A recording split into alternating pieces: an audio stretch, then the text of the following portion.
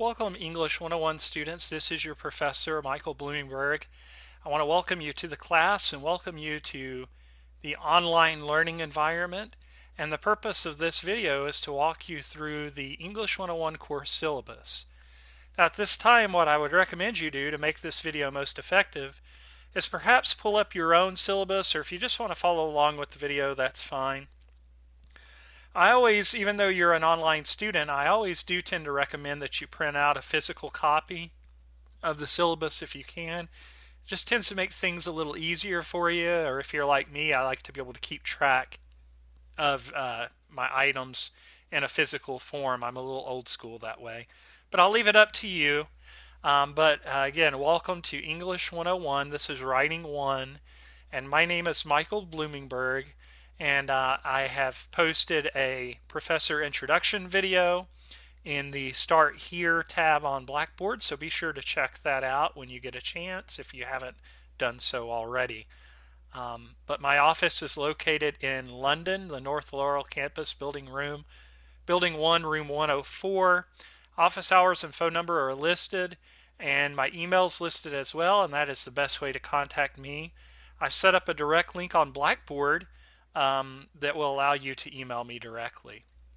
Now, the Associate Dean for Humanities, Fine Arts, and Social Sciences is John Berlew, and I have included his name and contact information on the syllabus for you. Now, I'm not going to cover every single aspect of the syllabus for time's sake, but I'm going to hit what I think are the key parts, and hopefully it'll help your understanding as we go along. Now, the course catalog description. English 101 focuses on academic writing.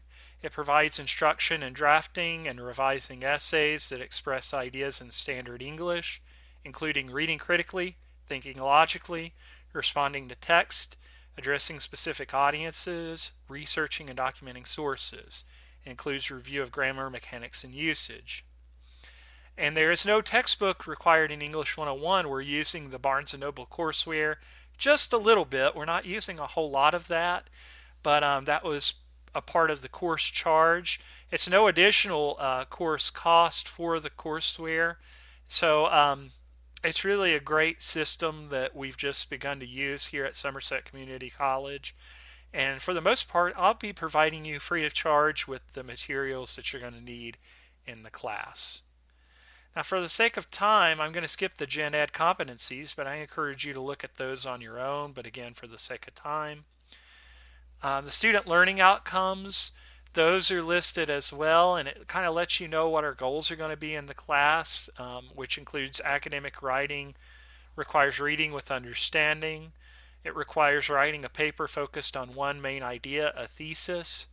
It requires writers to plan, draft, revise, edit, and proofread to produce well-written essays. Use of standard English appropriate for purpose and audience, and to be able to locate sources to support and defend and use documented sources ethically and correctly. The central question is simply, how can I produce academic writing? And everything we do will be working to address that throughout the semester. Now, course outline, that's going to be presented on a week-by-week basis on Blackboard. As a writing class, it doesn't really do us any good to present all the work up front, since one concept builds on the next. So each week, on Monday morning, you'll be able to log on to Blackboard and take a look ahead at what you need to do for the current week. Week 1 work is already posted for you, so you already have some things to attend to for the first week.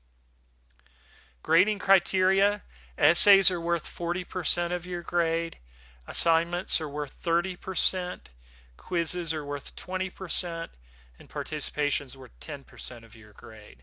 The grading scale is also listed on the syllabus.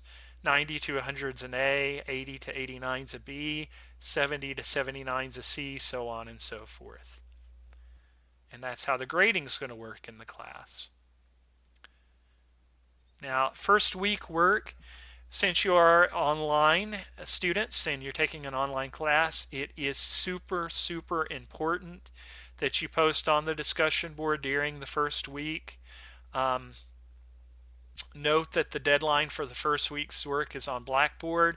For the first discussion assignment, you've got a midweek deadline, and for the second, you have a Sunday deadline. And I'm going to make a different video separate from this video that will walk you through what you need to take care of during the first week. Now, attendance, we're an online class, so there's no official statement regarding attendance, but you do not need to get behind. I always recommend that students pencil this class in during specific times in which you can work on it. And maybe the only time you can work on it's at midnight during the week. And if that's so, just pencil it in as a regular time. The key is just making sure you don't fall behind. Speaking of falling behind with the late assignments makeup policy, the biggest thing I want to emphasize here is that it's your responsibility to communicate with me.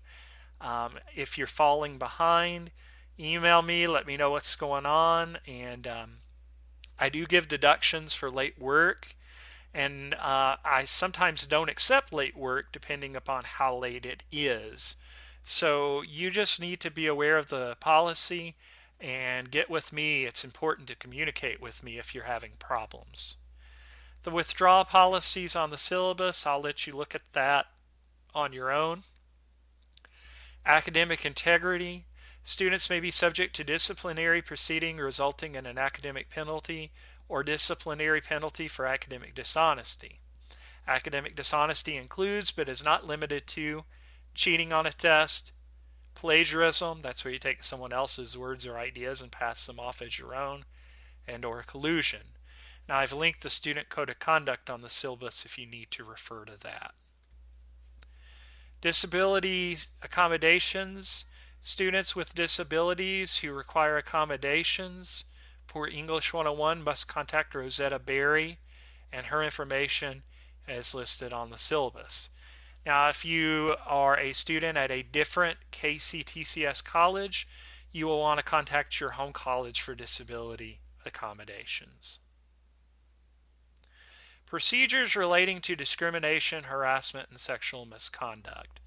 Students may direct complaints of discrimination or harassment to the Dean of Student Affairs, Tracy Cassida. Her information is listed on the syllabus. And you can also look at the Student Code of Conduct. And if there's any problems, just make sure you report those to Tracy Cassida. Now, Somerset Community College offers support to all its students, whether enrolled in classes or on campus or online. While I, as your instructor, should be considered your primary resource, you can also use the Learning Common branches for research, tutoring, and computer services, and that information is posted for you.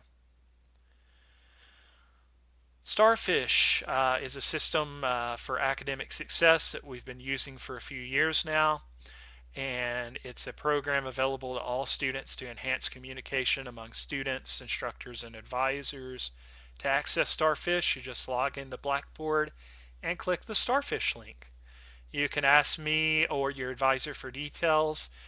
One thing to be aware of with Starfish is at different times throughout the semester, I am required to complete a survey of your academic progress. That survey is sent only to yourself and your advisor so that they are able to see how you're doing in the class. SNAP stands for Safety Notification Alert Process, and it's the official system for KCTCS. If there are any delays or cancellations at the college, you'll be sent a text to notify you. That comes in really handy if you're traveling from any distance. I know you're online, but you may take a class on campus at some point. And also if there are any emergency situations on the physical college campuses. And I've put the link on there if you should have the need to enroll in SNAP. I know we're online, but just please keep in mind that if you come to campus, SEC is a tobacco-free campus that includes cigarettes, e-cigarettes, and chewing tobacco, and all forms of tobacco, basically. All right, guys. Again, the course outline is going to be given to you in the course content part of Blackboard. The first week's already up. The second week will be up the following Monday. And again, I'm going to make a video that will kind of walk you through what you need to do for week 1. If you have any questions, as always, I encourage you to email me. But again, I want to say I'm excited to work with you. I welcome you to English 101, and I wish you the very best of luck this semester.